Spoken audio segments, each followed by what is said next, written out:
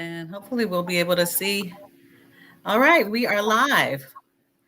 I believe that it takes about um, hmm, 10 seconds or a minute to go Before live people. on YouTube.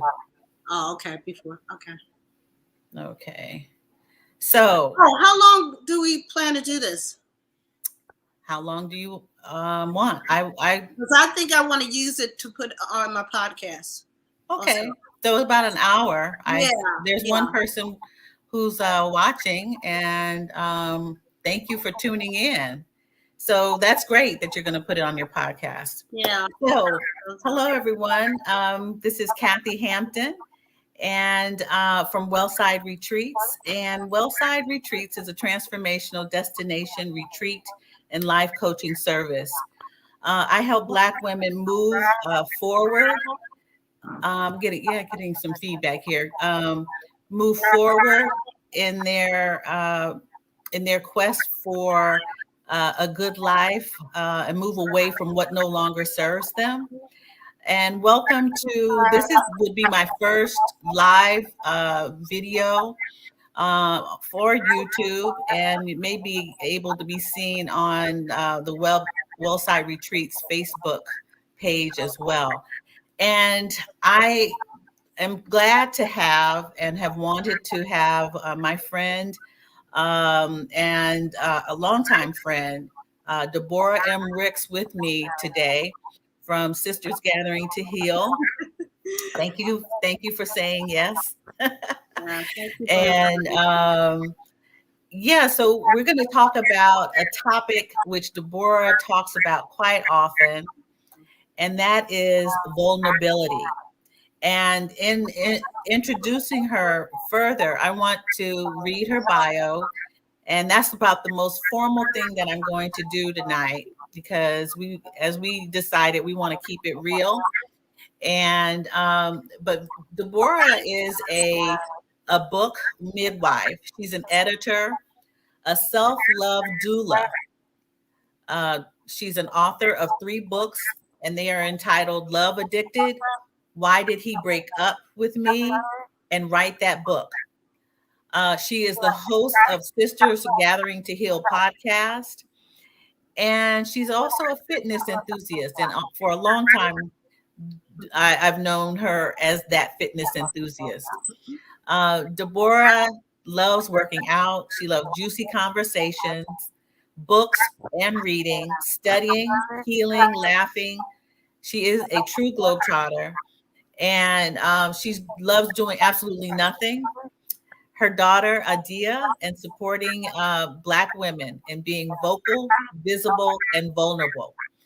And that is who she is and what she's all about.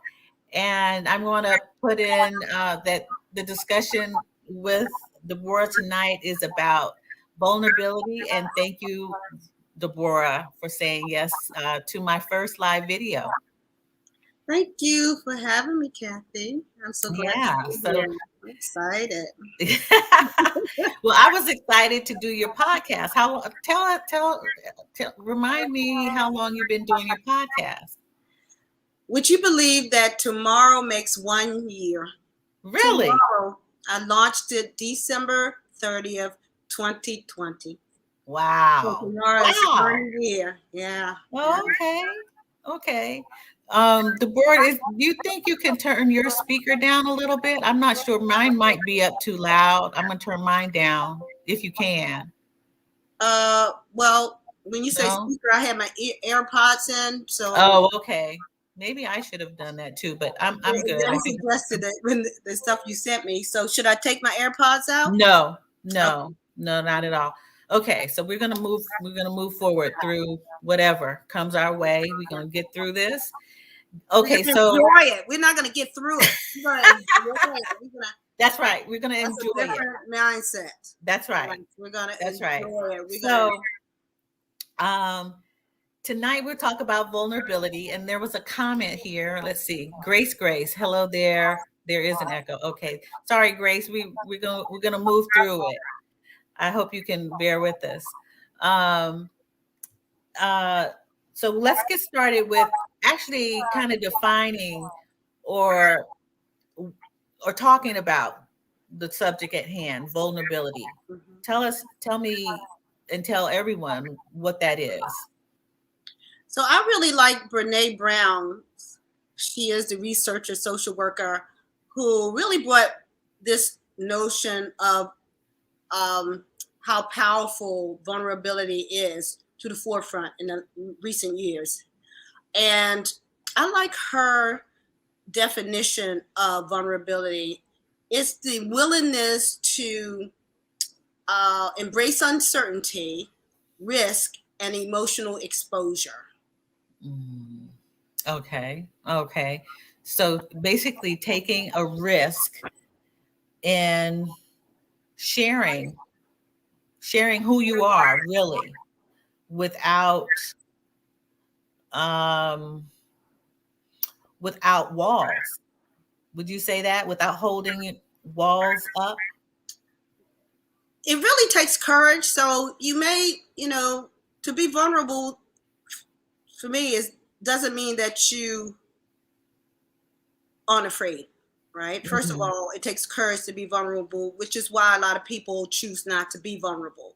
So when I look at her definition, it covers all aspects of life. So to embrace uncertainty, let's say you want to, because I am a book midwife and I am an author and I am an editor, you want to write a book. And I see a lot of fear around writing a book. Why is that? Because in order to write a really good book, whether that's fiction or nonfiction, it takes vulnerability. You have to let people see what you really think and feel. The fear is, will it be good enough? Can I do this? Mhm. Will I be rejected? Maybe I won't even sell any books. I'll put all this work into it. And I've known people who they write the book but can't publish it because they feel too exposed. They're not willing. They wrote something and they're like, I'm not sure I want the world to really see this. You see? Right. So vulnerability includes all the relationships of all kinds, creativity. It takes us being vulnerable to really create. Because to put something new into the world that's never been seen from you, you risk judgment. Mhm. And Right. what we feel about judgment, we don't like it. Right. We don't like it. Yeah. Yeah. I think that is where well, I have full disclosure. I have been trying to. I am writing a book. I am writing a book, and DeBora has coached me in writing the book. It has not been completed, and I think judgment for me is around the book based on the subject area and how close the subjects of the book are to me. And so I think that is a key factor in exposing or opening yourself up or being vulnerable is the feedback that you might receive, Mhm. which actually stops one cold Mhm. in moving forward. Would you say that? Yes, this is where I'd like to introduce the notion of shadow self and shadow work, right? Okay. Okay. I told you I would introduce something else Yeah. because it's All right. really it's all interrelated. So there is a shadow self. Swiss psychologist or psychiatrist, I should say, Carl Jung, he Mhm. really brought that to the forefront. This whole notion that we all have a shadow self. And a lot of people get really scared when they hear the word shadow because they think it's all dark and it's evil stuff. No, the shadow self is simply the self where we have stored all of the things that we don't want to see, the things that we don't want to acknowledge, and the things that we have rejected, we don't accept about ourselves. So that means that in the shadow, which is really originates largely in our childhood. However, some people say it can also be from past lives. Okay, so, but we'll table that for now, right? The past Okay, lives. yeah. Okay. But so so in your childhood, we all were little children at one time, and we had parents and caregivers, and they were the ones who told us what was good and what was acceptable based on how they treated us. So if, say, you are a little girl, I'll use myself. I was a little girl. I was very, very shy. A lot of people don't believe that, but it was I was extremely shy and extremely quiet. I know it's really like, how could it be, right? Make it make sense, right? Extremely shy and quiet. And you may know this, I didn't have a good relationship with my father. I felt rejected and abandoned by my father. And I also was bullied for 7 years in school, right? So from about the 3rd grade through the 9th grade, I was bullied. And I also was bullied by my siblings, some of them. So I had all this trauma, and that's where our shadow starts to take root, starts to develop. So in my family, I was shy and quiet, but I got the message, though, that, and during that time, children were to be seen and not heard. So my father was a minister. So here you had it, there. So I was given the message. My father used to say to me, "You have too much pride." He treated me differently than he treated my other 5 sisters. I'm one of 9, and he treated me differently than he treated my other 5 sisters. And for some reason, he demanded that when he gave me lunch money and bus fare to go to school, he demanded that I say say, he demanded a different, I can't remember, for some reason, he demanded something different of me. My sisters, they didn't have to say thank you and please and all of that. And he demanded that I do that, right? And he used to come home and he would just put all his change on the dresser.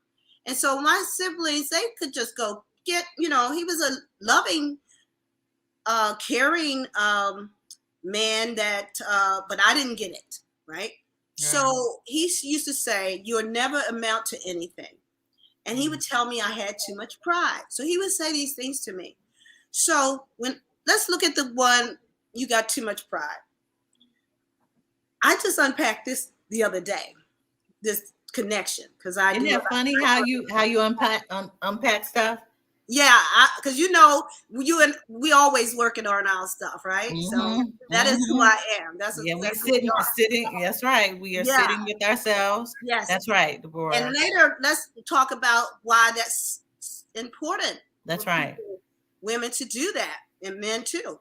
So my father used to say, "You have too much pride," and so now, as an adult, I have had to work hard to let people know that I am a lawyer, that I am an author of 3 books. I don't properly promote my books. Where does that come from? I put that in my shadow, not to be too prideful. Because in my mind, promoting yourself, marketing yourself, telling people what you do, offering your services, that's being prideful. So what we want to do with the shadow, we want to begin to unpack and look at this stuff and integrate it or release it. And so it's a journey. And so for me, I've been working on that, but it's not until we really know, like we're really willing to look at the stuff that's in our unconscious psyche, right? That's when we release all this power, all this energy that we can use to create, to write the book, to start the business, to coach. That's why a lot of people are stuck. They're not doing shadow work. Right. They're not looking at the stuff. Because here's the thing. It's like this. On the one hand, you say, I want to release let's say 50 pounds. Someone says, I want to release 50 pounds. That's your conscious mind saying, I want to release 50 pounds. But what's in your unconscious? Right. What's in your unconscious is what's keeping you from eating right, exercising, getting a nutritionist, etc., etc. Because what's in the unconscious drives our life. Yes. It is very powerful. It's unconscious, but it is busy. Right. And what it does is it makes you, the person who, until they really get in touch with the fact that, oh, wait a minute, there's something here. Maybe the person, I hope this doesn't trigger anyone, but maybe they were sexually molested. And so they piled on the pounds so that they won't be attractive. So they won't, it's a protective also mechanism. Yeah. Right? But until they get in touch with that, they keep on holding on to those pounds because that's what makes them feel safe in the world. So I want to connect that to vulnerability. Okay. That's where I was going. So vulnerability, here's the thing. When you think about being emotionally exposed, many of us are not willing to tell ourselves the difficult truth. Look at the difficult things that scare us, that hurt us. We won't do that. So we have to learn to be vulnerable with ourselves. I cannot be vulnerable with you. I'm not going to tell you stuff I won't tell myself. Right. So if I'm not willing to, like I've been journaling, Kathy, and I didn't even know this. See, I've been studying shadow work for several years. But recently I've really been digging into it because I'm writing the 4th book on self-love. And I knew that I was not going deep enough. So I've been studying shadow work and I lost my thought just now. No, you've been studying shadow work for a long time so that you could write the book, but also no, I didn't study it to write the book. Oh, I was about to say I've been doing shadow work for a long time, and I was doing it. I've been journaling since 1985. I was doing shadow work and didn't know it because when we're journaling, what are we doing? We're unpacking stuff, feelings, stuff that scares us, stuff that we resist. We're just pouring it out when we're journaling. So I've been doing this work and inner child work. I have done that. I do mirror work. So there are a multitude of ways that we can do shadow work. So it's not just one, one way to do it. Sure. But the important thing is to do it. That's what's important, is that we muster the courage to look into the shadow, because I want you to know, I want our audience to know, because I don't know who's watching. Let's say hi to them. There's Grace. Thank you for coming in. Janelle Matthews, thank you. Rise Up and Bloom, who says that she couldn't believe that you were shy. Don't believe it. I can't believe it. My dog goes so hard. But it's work. I've been doing work on myself. That's right. So that's what we have up close, and I don't know who else. Those are the people who said hello to us. So go ahead. I don't remember what I was about to say. So well, you've been doing this work. You've been journaling. You put in the work, and I still. What I will say, where I'm going to try to get you back to is connecting that shadow work and all of this work with vulnerability, because you've mentioned something that I am what I call the queen of. You're the queen of vulnerability, and I'm the queen of awareness. That's our thing together. And so basically you brought up awareness, but I understand now that you actually have to be vulnerable with yourself in order to then accept the awareness that, oh, this is it.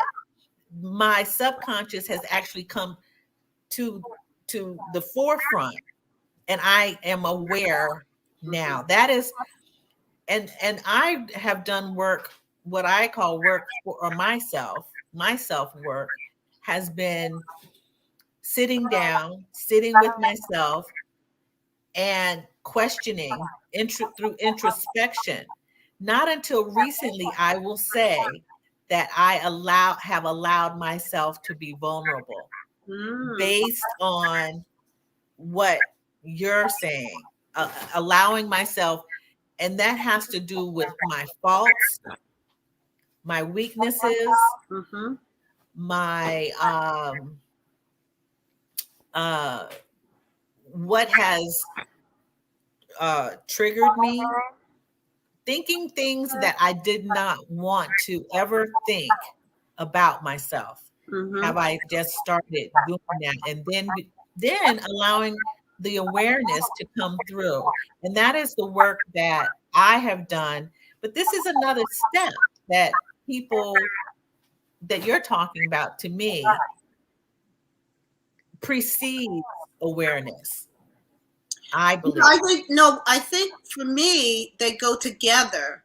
Okay. When I've had experiences where something may happen, and then the very next day I sit like you. I love to sit in the morning, meditate, take my quiet time, prayer, Ho'oponopono. I usually do that. Yes. And that prayer. And I want to there talk were about that. times. There was a time. Another story. And I'm gonna try to be really brief with this one because there's quite a few pieces. But when I was in Baltimore, there was a sister. She was like well known, a coach that came to Baltimore, and she came there. She had written a book, and I worked. Let me tell you, I was responsible for so many people showing up at her event. She had a big event downtown Baltimore. I was on her team to help, people buy the book and get to the seminar. I was doing for her what I wouldn't do for me. Wow. I mean, I was all out. So I get to the event, and I'm one of the people on the team helping to navigate the folks coming. I mean, a lot of people I had told about came, bought the book. I put money in her pocket, right? Wow. My daughter came. My daughter is not one of those persons. She's not really into all that kind of stuff. She reads and all of that, but she's not a person that likes to go to conferences and all that like I am. That's not her. But I got her to come. She came, and the person who was doing it, this woman, I wanted her to sign my daughter's book. And in front of my daughter and in front of a whole lot of people right in the lobby before you go into the big room where she was going to do her presentation, she spoke words that cut me to my core in front of my daughter. She said something, and I can't remember verbatim because I've done the work to heal it and to, forgive myself and forgive her. But she said something like my daughter hadn't followed the protocol, and she was very aggressive about it. Now, I had been working, showing up for Zoom meetings prior to that on her team. I mean, it was just, and she talked to me like I was a stepchild that she hated, right? And she did it in front of my daughter, my grown daughter. And I felt it all through my body. And I want to add that the shadow is not just in the mind, it's in the body too. Mm-hmm. Trauma happens to us. Yes. And then it's our chakras. Yes. So it hurt me. It hurt me. But I stuffed it because I wanted to complete what I was there to do. I went in the seminar. People would come up to me. Should I buy her package? It was thousands of dollars. I would go ahead and people, because I was there. And I don't know why people were coming up to me, but they were going up to other people, I would imagine. So this woman, when that happened, I stuffed the feelings and I proceeded to do what I went there to do. And when it was over, I just went home. The next day was a Monday, I think it was, or a Sunday, whatever it was. I was in my meditation. And as much as I didn't want it, it just came up. And what came up was all this hurt. And I just cried like a baby. I just cried. I allowed myself. Now, that's me being vulnerable with me. Now, what a lot of people do is push down. Oh, she ain't nobody. We just keep pushing that stuff down like it didn't happen. But it hurt me. I was ashamed. I felt shame in front of my daughter because my daughter knew all that I had put in to help this woman. And in front of this, my daughter, she cut me down. So that morning, I cried and I cried and I cried. And you know I'm a part of Conscious Life Design Systems. And I used that example later on the next week in one of our life shops. And what I unpacked, which I knew even that morning, what I unpacked was this. I was afraid of my own power. And what I was doing throughout my life was I remember going to one of Lisa Nichols' things, trying to connect, trying to hook on, latch onto somebody, ride on somebody else's coattail, because I was afraid of my power. I'm afraid of my own power. Where did I learn that? I learned that in my childhood. I had siblings tell me, don't you think you're better than me because you're going to college now? Don't you think you're better than us because you're going to college? I had 3 of my siblings literally sit me down and tell me that when I went to college at age 20. So that was in my shadow. But by me being vulnerable with myself and crying about it and then unpacking it with the Conscious Life Design System, I was able to be free of that. I forgave her. I forgave me. And I don't do that now I'm not saying I don't do it some, but that was a few years ago. And I'm conscious now of that tendency to try to latch on to someone who I think is powerful, who has made it. And what that woman is usually Black women, right? Because they're mirroring something. And interestingly enough, later on that evening, after everything was over and she was talking to us, the team, and I said something to her and asked her a question. And she said, you almost there. It was something to do with where am I, like here I was looking up to her in a way that I wouldn't look up to myself. But she told me, you already did, like she could see that I wasn't embracing my power because I was there doing all this stuff for her. But I don't do that for myself. I don't promote myself like that. So do you believe that she would you say that she knew that you were mirroring her and you were almost there measuring up to her? Yeah. Wow. Yeah, I think so. But I don't think that it was forefront, like it wasn't of value to her, right? Right. But she was a gift. That's why I tell people when stuff like that happens, that's a gift. She gifted me that. Okay. Oh yeah, it made me cry. Oh yeah, I was ashamed in front of my daughter. I've had other situations where your child, you don't want to be, like cut down in front of your child, especially somebody that my daughter did that for me, right? So in our shadow are good things. I want to point that out. And so the vulnerability is me sitting there on my bed, allowing the pain to bubble up, like you said. Let it bubble up and cry those tears. Don't keep tamping it down, because if you tamp it down, guess what? You're going to get another lesson just like that. Yeah. Because the universe is trying to help us integrate and feel a sense of wholeness. And one of the reasons I think it's so important that women get this, that Black women get this, because, Black women are my people, is because so long as you won't be vulnerable with yourself, won't tell yourself the truth, because that's what being vulnerable is, telling yourself the truth, the painful, hard truths.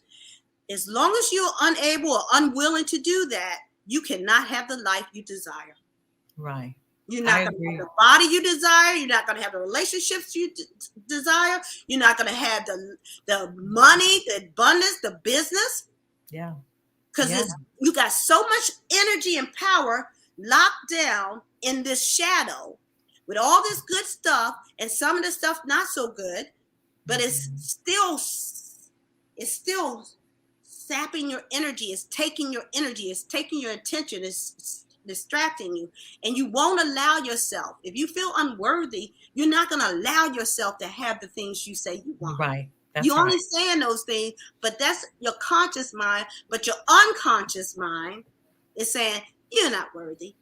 Yeah. You don't deserve that relationship. Nobody's going to love you. So practically, how would you help someone to tap into their vulnerability? I don't want you to give away all your secrets. Oh, no, I don't have a problem. I just think about it. To tap into your vulnerability, first is a willingness. It's like Brene Brown said, it's a willingness to take the risk.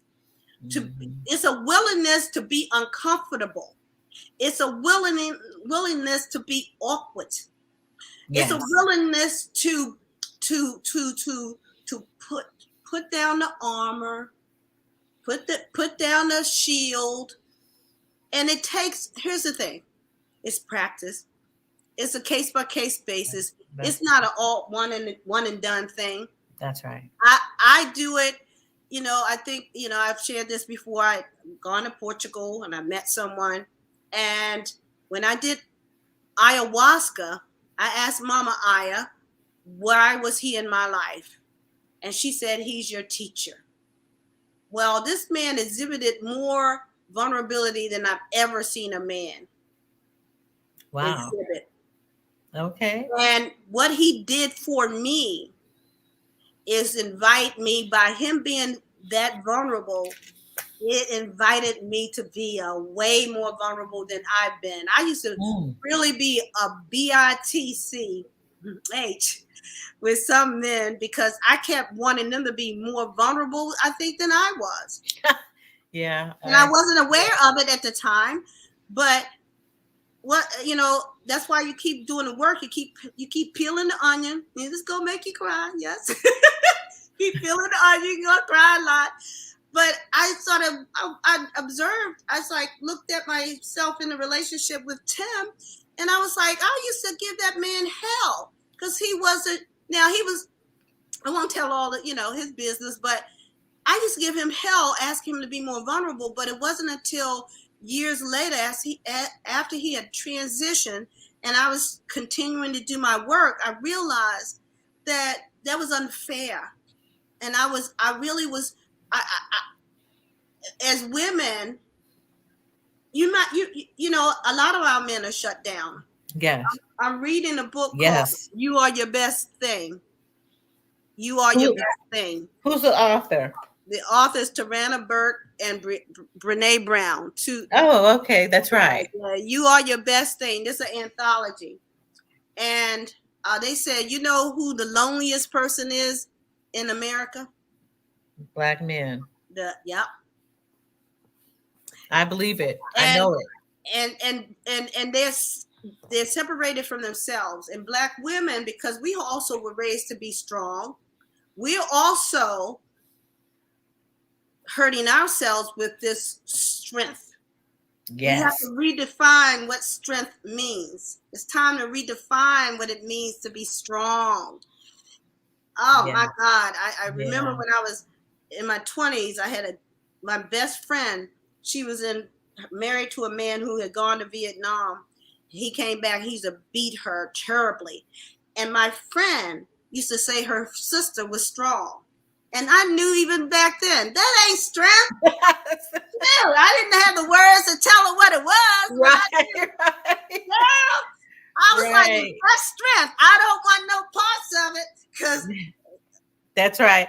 That's like a judge that, I clerked for, Judge Mabel House Hubbard, used to talk about women in the courtroom who would come and have a claim for abuse and didn't want to further, have charges placed against them, and would say out loud, he beats me because he loves me. He Woo! beats me because he loves me. Woo! And Woo. I'm a strong Black woman. I can take it. I can take it. They would say that. Yes, this is Oh, these are facts. And oh my God. we get it twisted. We have had it twisted. And one of the books that I would love, I want you to help me with the book club for this book. You are the best thing. You are your Facilitate best that. friend. Mm-hmm. Yes. We're going to work on that. But the other book is Daughters of the Yam by Bell Hooks, who just passed away, who talks about how our ancestors, our mothers, our grandmothers past had to be strong for everyone, and because that became our badge, because we saw people through, or they saw people through. When there was no way, they made a way. And that strength, basically, it is part of our history. We have moved forward. Yes. We have to And do. We have to be strong. yeah, we are creators. We create, in maternal ways, in all kinds of ways. So I took you off point, but one of the things I want to talk about, if we can, about vulnerability is in the family, and something that you made me aware of is and how it relates to family, and I'm going to say it's vulnerability in the family, is the practice of opono.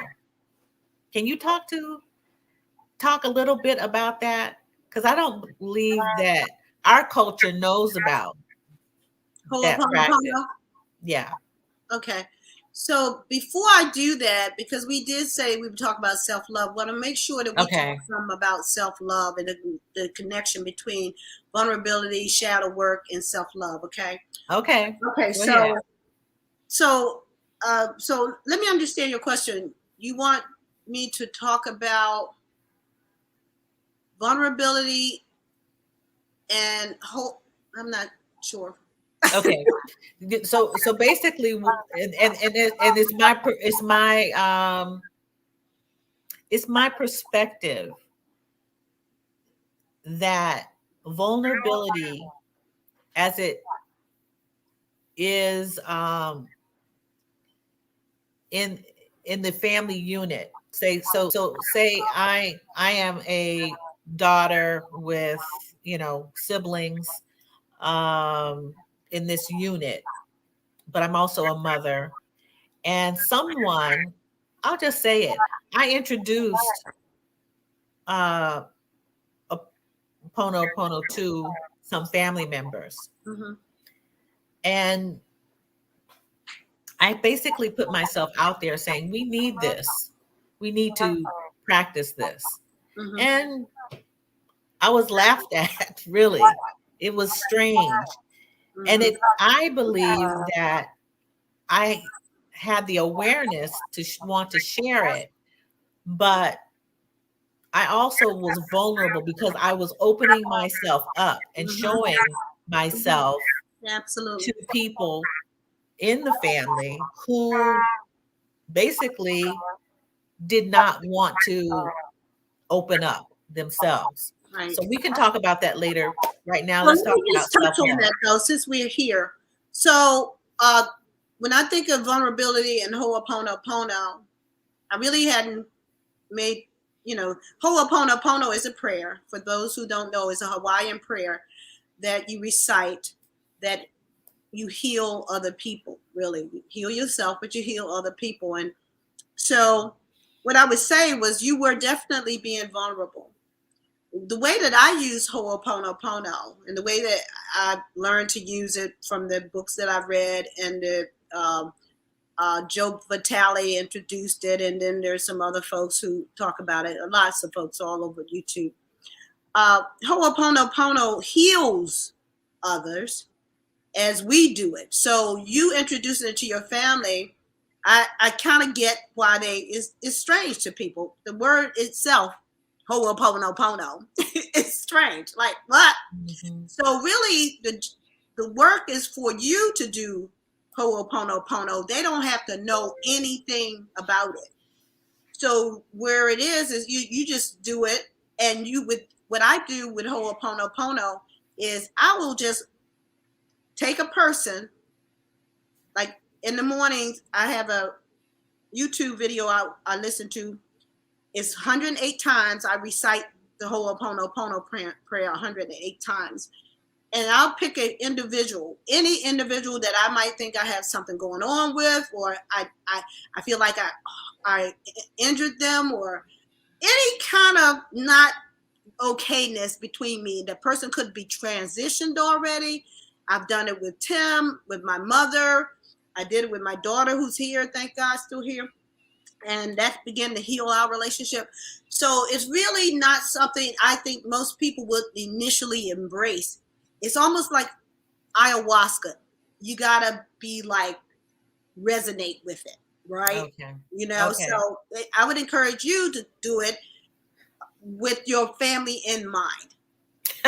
Okay. You know, maybe that was the problem.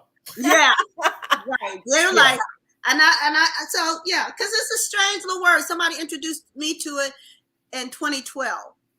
So it's going on 10 years that I was introduced to it. And then I used it in my Sisters Gathering to Heal gatherings once or twice. And then I kind of put it aside. And then a sister friend of mine reintroduced me to it in 2018 when me and my daughter were having some challenges. Okay. I started doing it on that Sunday. Right. And that evening we had a breakthrough. Right. And that's when I knew about it. That's when you told me about it. Yeah, and I shared it with you, and you've done it. We're talking about our children. That's right. Exactly. That's right.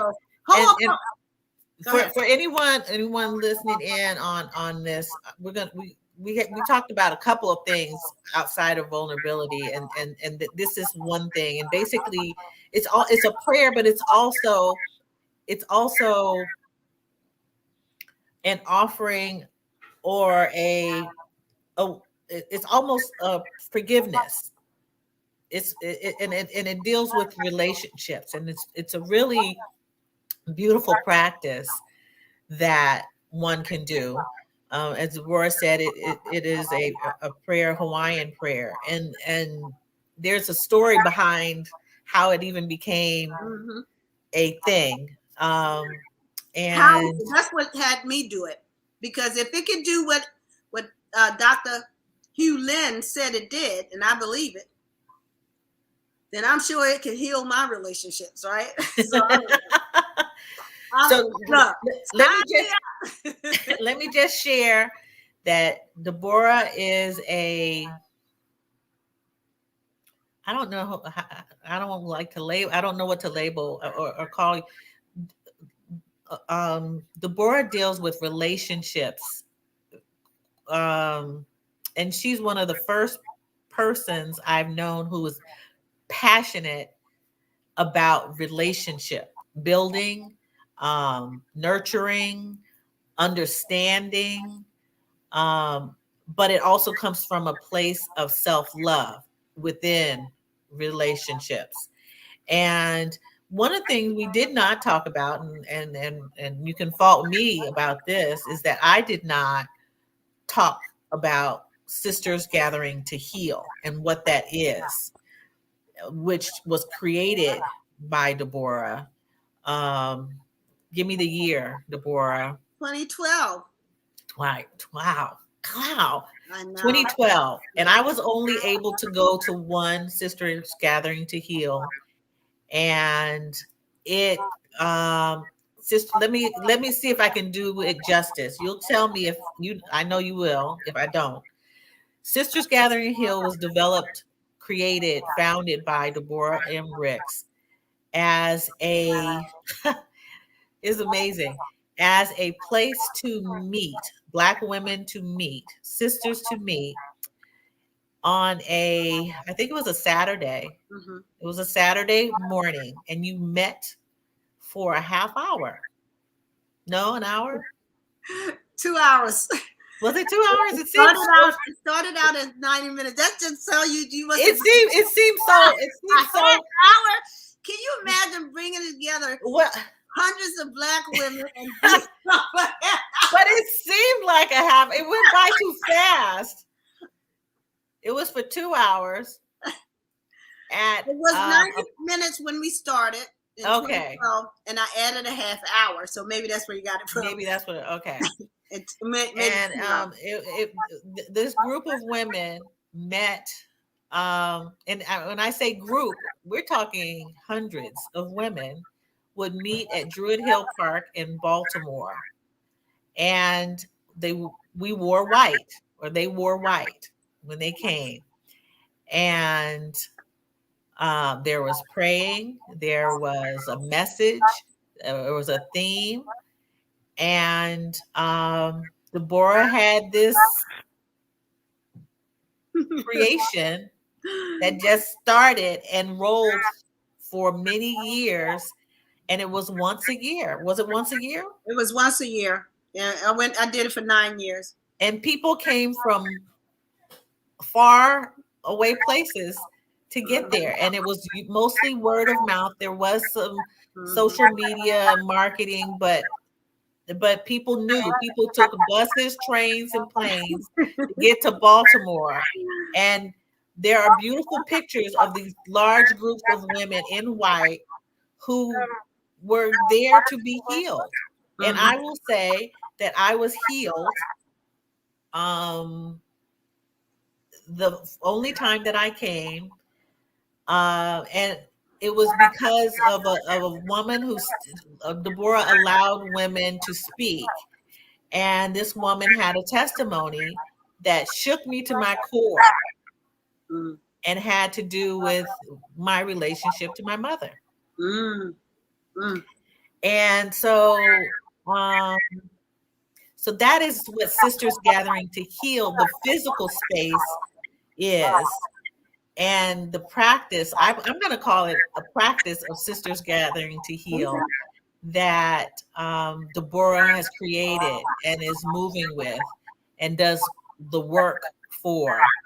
I highly recommend her as a coach and a speaker, because that's what she has done for quite a long time too, is speak. Believe it or not.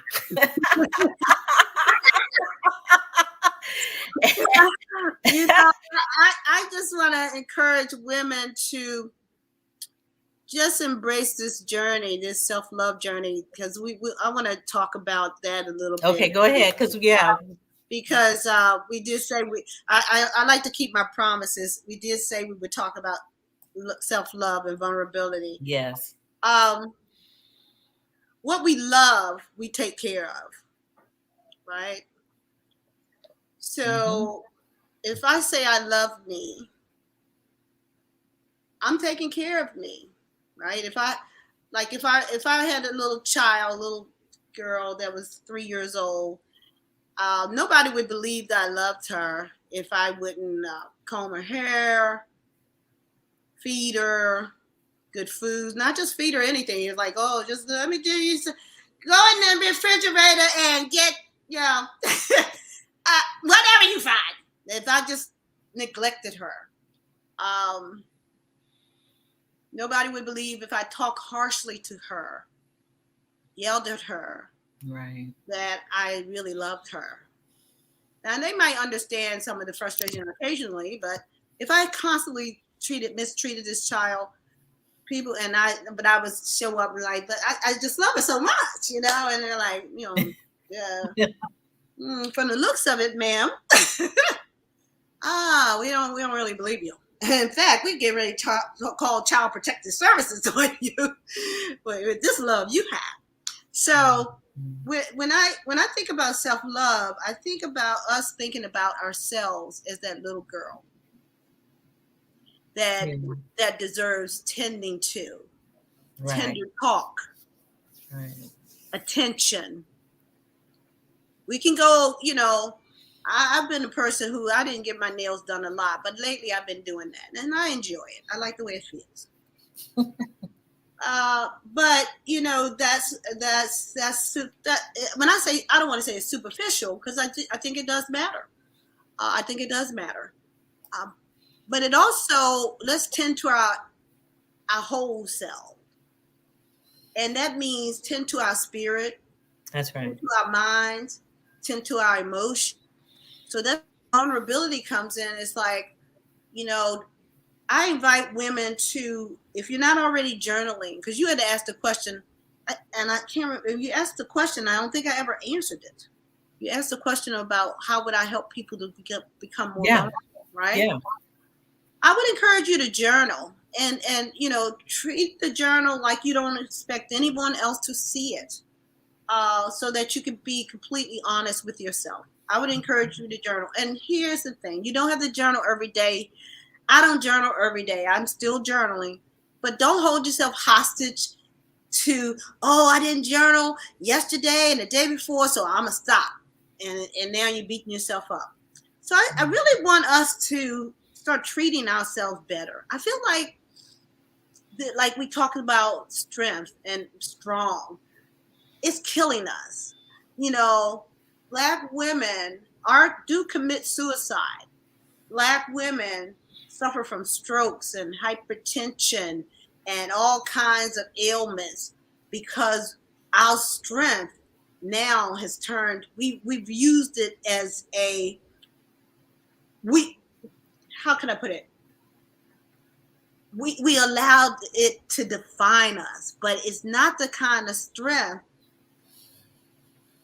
that helps us. Like, strength to me is resiliency. Like, that's what strength is.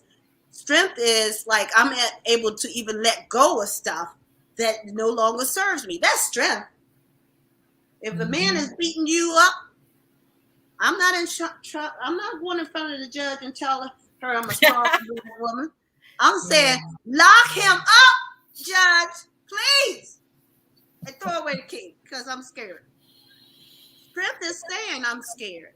Strength is saying I need help.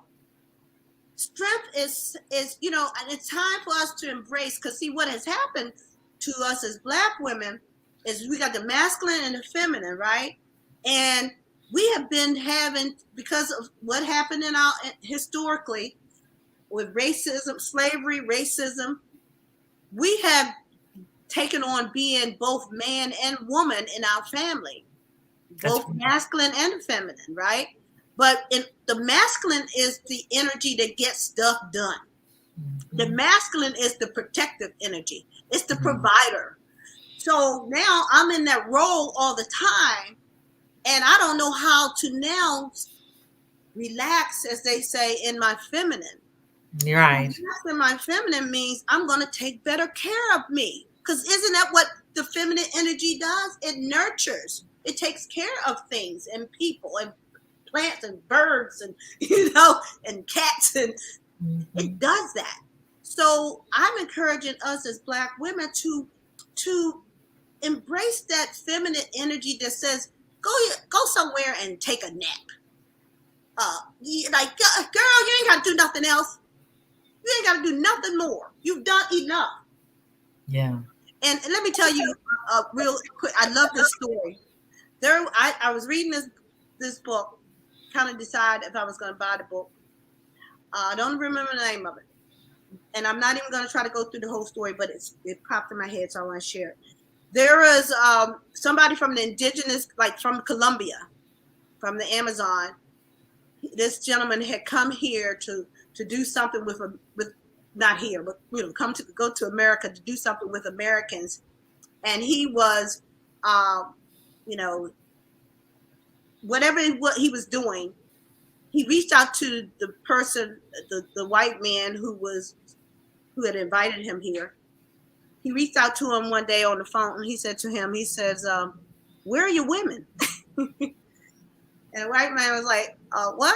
Where am I? What are you talking about? He said, where are your women? And he said, this indigenous, this man probably was, I'm going to say he was a shaman, right? In training or something. He said to this white man, he said, there's one job that only women can do in our culture, in his culture in Colombia. And the white man, probably was thinking he was going to say something like, take care of the children, whatever. He said, men, they fish, they hunt. He said, they do all of that. He said, but there's only one job that women can do. And in our culture, that's what they do, that one job. That's the one job that women do. And the white man waited and he says, that job is to tell the men when to stop. Wow. He said, because the men will fish till there are no more fish in the sea. They'll hunt until there's no more animals to hunt.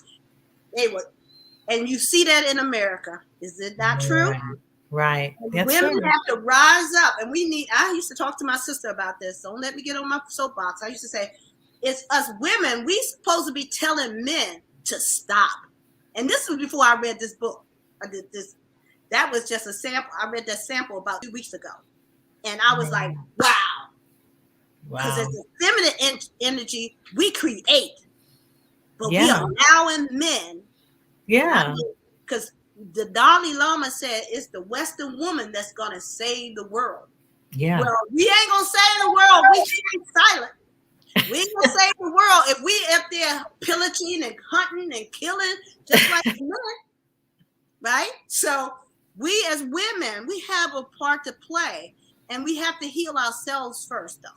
And when I say first, I don't mean first and then now I should say we should be, our healing should be a priority so that we can be healing to the world, to our world is our immediate. Exactly.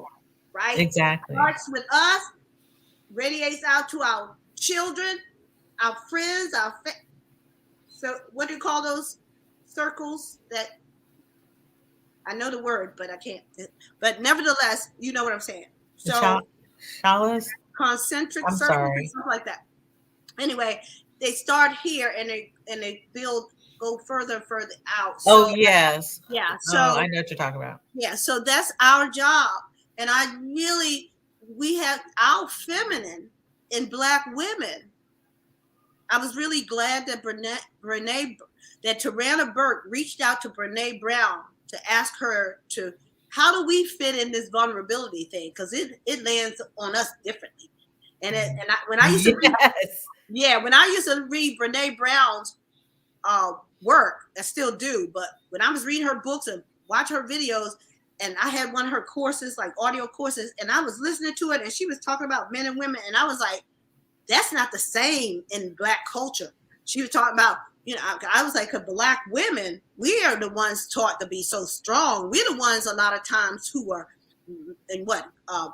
bringing home the bacon and frying and acting like the man. I mean, because we had to. That is something that even as a child, after my parents divorced when I was 10 years old, that we would say, we would give our mother Father's Day cards. We would say she is our mother and our father. Totally twisted. So twisted. But that's how we saw her. Exactly. She did everything. She at that time ended up doing everything for us. And and was she strong? My mother actually communicated in a way that made us realize that she was showing her vulnerability. Okay. She was like, yeah, I'm strong, but I have some pain here too. Did you ever see your mom cry? Did you ever? Oh yeah. Okay. Yeah, she didn't hide that. That's good. So she did not hide that. Another story. My mother used to tell her daughters Never let a man see you cry. Never let a man see you cry. Yeah. And I went in I probably through my 20s, certainly maybe my 30s. I just was like, okay, I was trying to do that thing that my mother said. And then it occurred to me one day, I don't know when it was, but it was like, wait, whoa, I can let this man see me naked, but I can't let him see my tears. I can't let him see me cry. So, honey, as Tony would say, hunty, I would, we gonna get all of these tears, okay? And you just gonna have to learn to handle it, okay? Because I'm gonna cry, and I love that I've come this far, because I really I really push myself to, if I'm hurt, I can say more, to a man that hurt me. I'm better able to. I used to couldn't say that hurt me, or you hurt my feelings, or cry. Honey, now. When did this happen? When the what? When did the tears? When did you allow the tears to come? When was I that? started doing this years ago, but it's still it's like almost like, it's not just, my mother, of course, but it's our culture as Black women. You could go to a conference, or you can go somewhere, and I had a Jewish therapist tell me back in 2005, I believe it was. It was a long time ago, and I wouldn't cry in public. I wouldn't even cry in her chair, and she told me, DeBora, it's okay to cry in public. Really? Wow. So the universe is going to continually bring us opportunities to grow and evolve. Will we take those opportunities, or will we push them away? Will we keep on hiding from ourselves? It's our choice. It's your choice. Yeah. It's your choice. Can't nobody. But if you want a life, because we don't know how much more time we have here. But I know you said this with women over 50. My mother lived to be 94.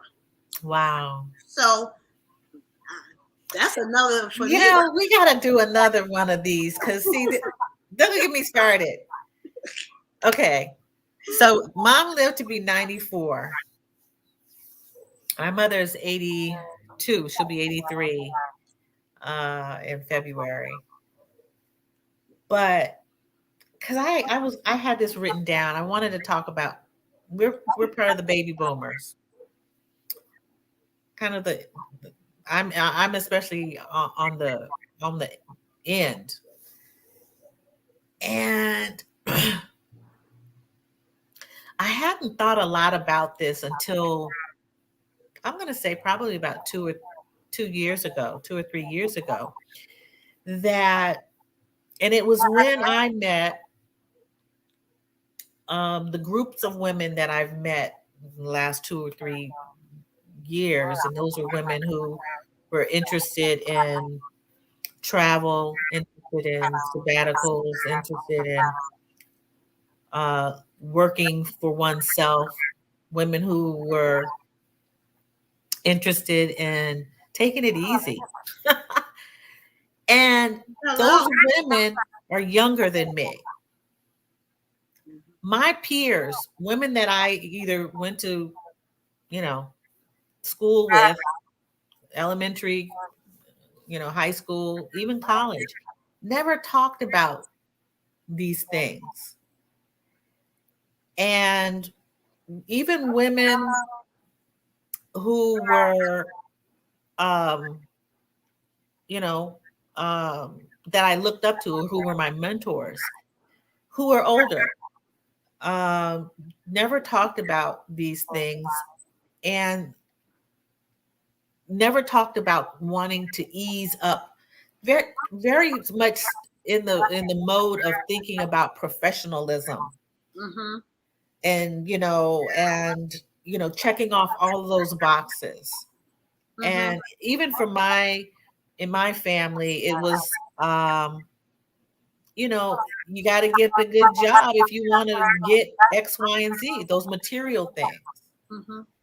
And you got to, in fact, I was having a conversation with my mother the other day.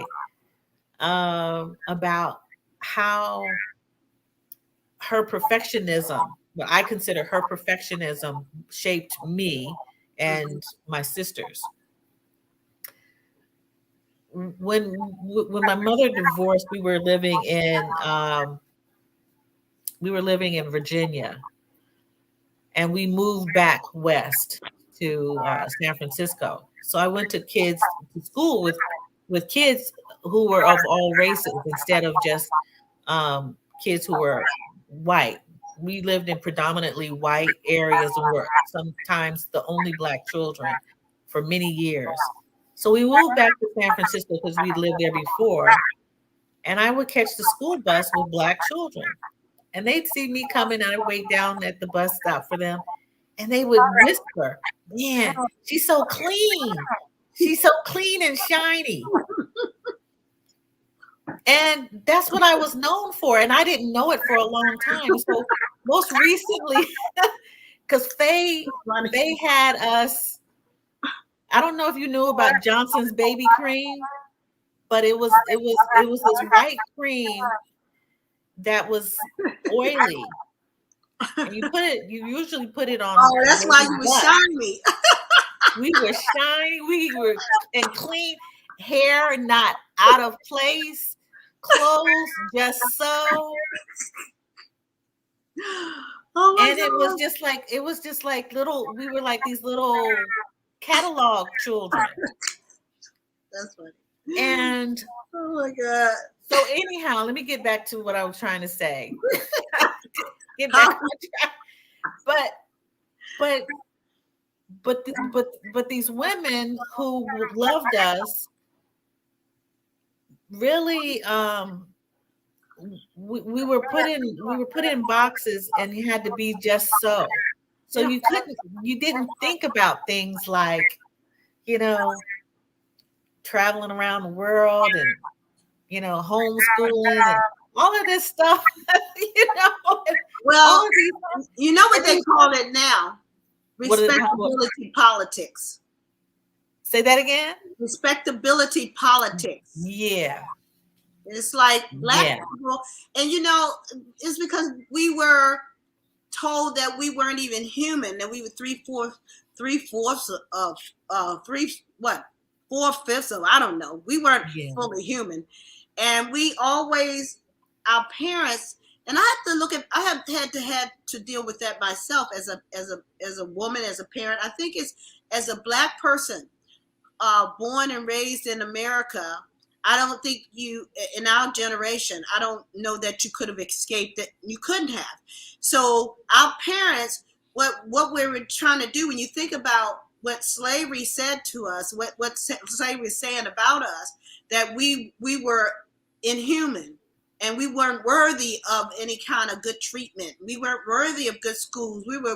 Everything that we got, we had it coming to us because we were no better than animals, right? So now out of that comes this belief that I got to constantly prove that I'm not what they say I am. Yeah. I'm better than that. And so I struggle with perfectionism. I don't struggle as much because some of it I just surrender to. Like I like to, it doesn't even make sense to me sometimes. I'll wake up, make my bed, and I sweep the floor every day just about. It don't be nothing on the floor. But that's I'm talking about the perfectionism that stops you from doing stuff. Oh, that's why I said I surrender to some of it. Oh, okay. There are other ways that it shows up that will stop me when I'm working on a project, and if it's never good enough to release it. So that's why I said I surrender to some of it, but trust and believe it shows up in other places. Like I don't feel that way about this book, but there was a moment, like there are things I've created and never been released and never will be because it's not good enough, right? That's perfectionism. So, and that is rooted in shame. Yes. It's rooted in shame. Yes. It's rooted in shame. Yes. And so Brene Brown talks about shame, resilience. So, and here's how you bust. This is how you how you beat back. She likes to beat back shame, or even heal it, I guess, because we all have shame, by the way, all of us. The way to do it is to expose it. Yes. The thing that you are shameful of, if you bring it into the light of day, Yes. that's how you Yes. heal You know, shame. and I totally agree. This is so great because this conversation was had with my 83, 82, almost 83-year-old mother. And one of the things I was conscious of as a young, I'm going to say preteen, was that I was going to rebel against all of the stuff that was shaken down. I didn't want to be shiny, and I didn't want to be that shiny black girl at the bus stop. And I have rebelled ever since. Well, you have accomplished it. You are not shiny. You look good. Now, And on the other hand, I had to get my little paper towel or something because my skin naturally be like. I was shiny. My hair was parted just so. We had the long braids, we did, So and so we waiting on our hour now. I just want you to know. I know we're gonna wrap it up soon, I guess. It's been good. It's been good, but what I think. Okay, you've mentioned a couple things, and then we're gonna and I'm gonna drop some nuggets, not nuggets, some things, some reminders in here for people who may be watching. Is that this totally off subject, but because I haven't done a video in this week, I want to do a little reminding that I'm part of a December to Declutter, which is a fundraiser for Maisha Franklin. And this fundraiser is created by Stephanie Perry of Vicarious, and we are giving monies to Maisha because she needs to take a sabbatical so that she can create. Now, if you haven't donated, go to December to declutter.com/ this is really bad, but I should have been able to put that in the box and I can't. But you can find it on my Facebook page, Wellside Retreats Facebook page, or on Instagram.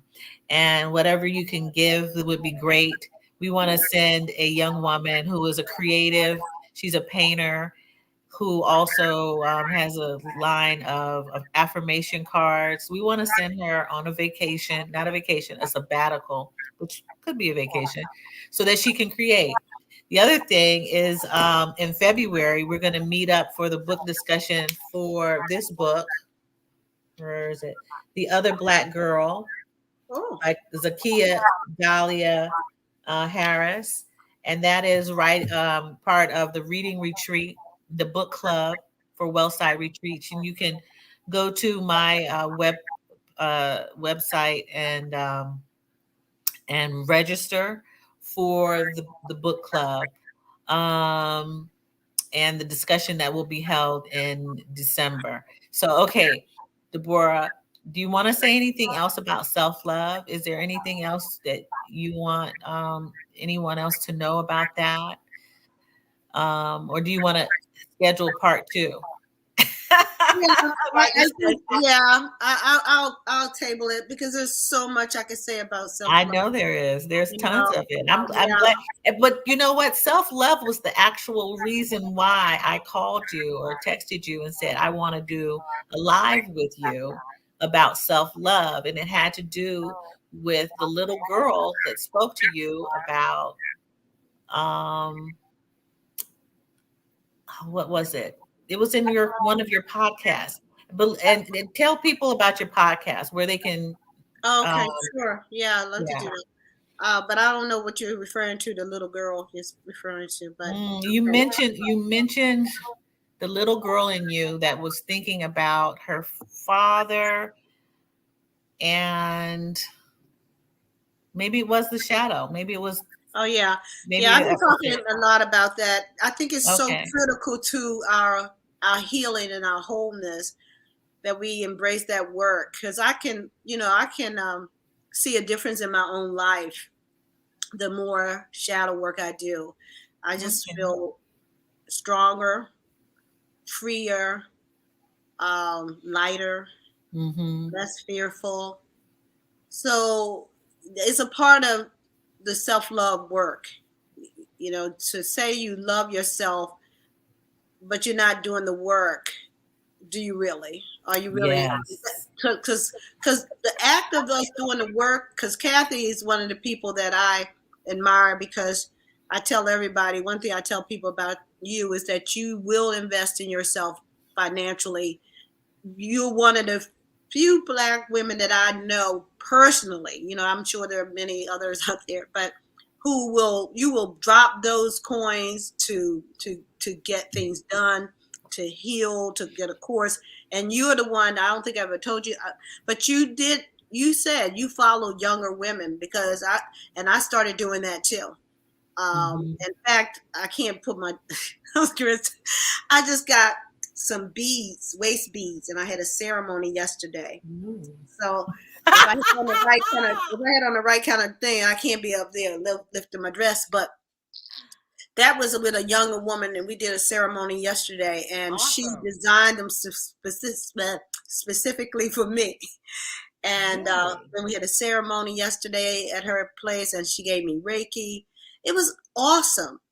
And it was and it came out of me loving myself, because I wanted waist beads for many years, and I kept denying myself or just wouldn't follow through.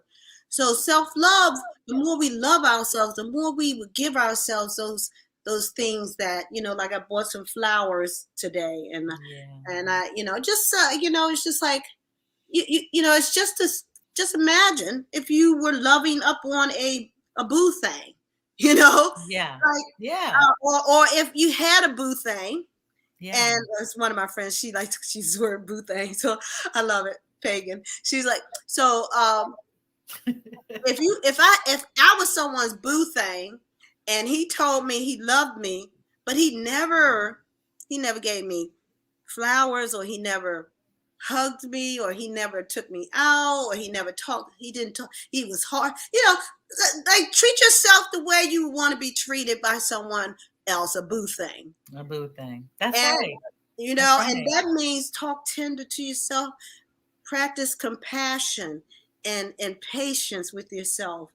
And so it's so much to it. So I invite people, one, to come and listen to my podcast. It's Sisters Gathering to Heal. The podcast is on Apple and is on Spotify. A lot of people our age don't even know how to get to a podcast, so I'm gonna just tell them. We gotta help these people. Yeah, I really want to help. I want to help these people 50 plus. So I know, I remember before I did the podcast, I was asking some of the people I knew, women, I was like, ask them what's a podcast? So anyway, I love them. Anyway, so Apple is an app. Apple Podcast is a little purple and white app, and Spotify is an app.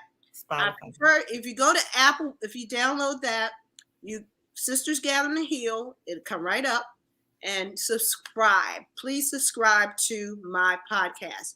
I am, and if you are someone who wants to talk about self-love, reach out to me at DeBora M Ricks at gmail.com, because I want to have more guests on.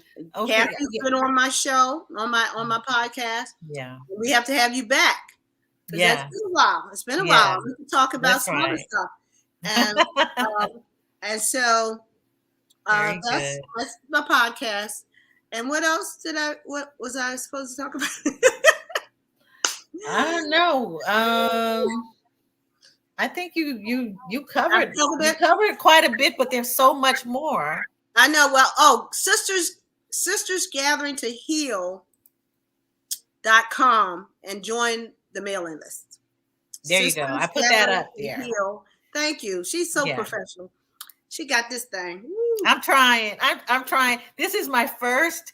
This is the first live since I've been doing YouTube Oh, really? I'm the videos. first. Yeah, you I'm made the the first. girl. You the first. We need some.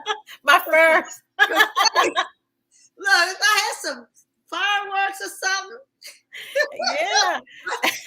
busting up something. So I'm excited that I even set this up, and I'm gonna be doing a whole bunch more now You of really live. are. I'm gonna And sing your praises, Kathy. You really are an extraordinary woman because you have inspired me in so many ways that you don't know about.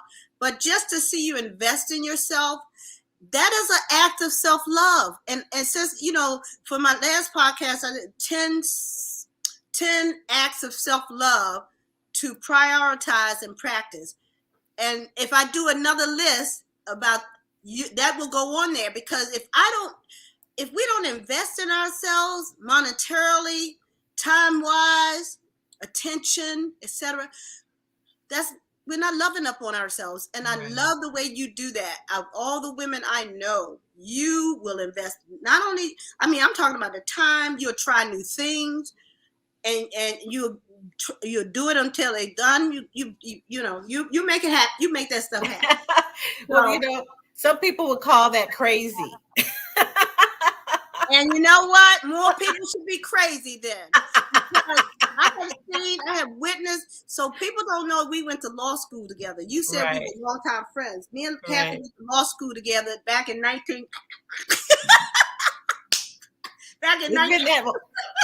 We went to law school together. So, but then you reached out to me in 2016. I remember. And we've been reconnected. Yeah, and the reason I reached real transparent. We've had our moments where we were on and off, but what I admire about both of us is that we were able to come back, and I think we come back better women. Yes, I think we're better. I agree. I agree. I will agree with that wholeheartedly. Yeah. And because you know why? Because when I first met you, when I knew you from our law school, I admired you. I admired the spunk. Girl would go and work out. I remember we had a little workout group for a little while. You killed everybody else, ran away, couldn't hang with you. But I just thought you were different than other people. You spoke your mind, and you were. I saw your intelligence was shining. Thank you. You were shining, and so that was, I was like, wow, she's something different. So we kept in touch a little bit after law school, but not so much. And when I started getting the notion that I wanted to publish, I don't know, one day I said, I wonder what DeBora Ricks is doing. Just out of the blue. And I was on LinkedIn. I was publishing articles on LinkedIn. Yes. And poof, there she was. I said, wow, I wonder if she would edit. And that's how we got in touch with one another. And you coached me through that. I started working on it. And it's going to be published. I have no doubt. You were one of the few women, not one of the few, but you are a woman that I do not worry about. If you say you're going to do something, I don't worry. When you said you were going to do travel, whatever, you're going to find a new job. And we, I love that, because when you have a sister in your life like you, who's close up and personal, we really, we're friends. So it keeps me also like it's a healthy, it's not even competition, it's a healthy like inspiration. Like I get inspired. Yes. Right? You're the one who's turned me on to Stephanie Perry years ago. Yeah. I want to say this as we wrap up, because we've been going. It took vulnerability. I think this is a good way to wrap up. It took vulnerability for us to reconnect. Yeah. One thing you said, I talk, that I am passionate about relationships. What I know for sure is this: there will be no good relationship, authentic relationship, healthy relationship without vulnerability. That's right. I believe that. If you have a relationship without vulnerability, because we're wired for connection, and vulnerability creates that connection.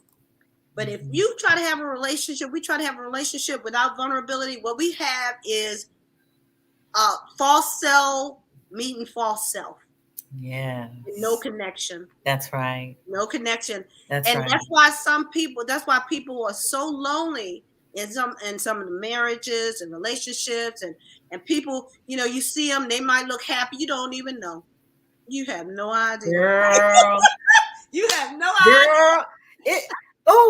We gotta do it again.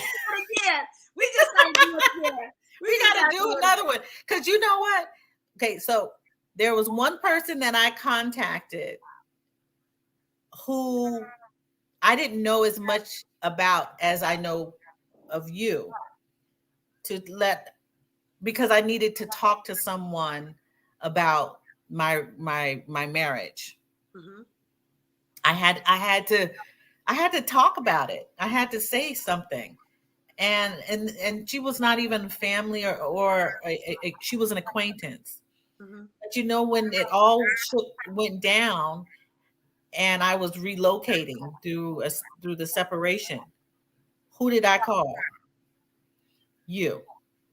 Yeah, I remember. Yes. I was standing outside the library one time, I remember. And I was on the train. And you said, now how does that happen? How could you be what? How could you be married for over 30 some odd years and it just happened that you're not anymore? How does that happen? And what you did was make me see it differently. And we can go on and on. Yeah, you better wrap this up. You're the one. Look, I'm supposed to wrap it up. Okay, let me wrap this up. We gonna meet again. I'm not the one that's supposed to wrap it up. You're supposed to wrap it up.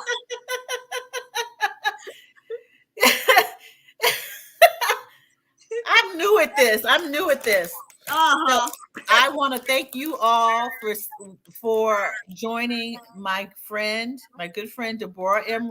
of Sisters Gathering to Heal.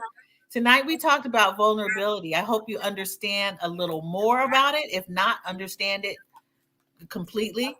But there's so much about being vulnerable, allowing yourself to be open, opening yourself up to yourself even, to love yourself and become aware of yourself so that you can move through this world with joy and sharing your authentic self.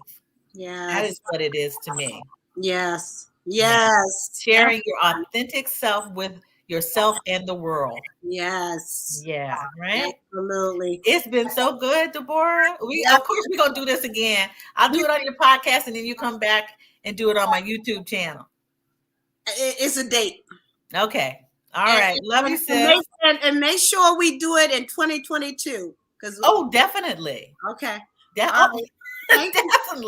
I know, but I just figured, because sometimes we say we're going to do stuff, people, and they don't do it. But we will do it. But we will do it. And we will do it. Yeah, we got a whole bunch of stuff we got to do together. Exactly. Actually. All right.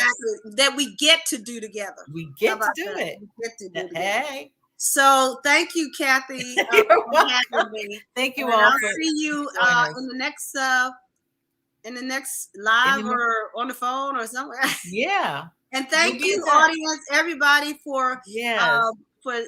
For being here. And I invite you to connect with me at DeBora M. Ricks. What's my email? At gmail.com. At gmail. And follow me. And because I have another book coming out, and you don't want to miss it. Oh. On self-love. We'll see. We got to talk about that too. All right, y'all. It's been good. Take care. Bye-bye. All right.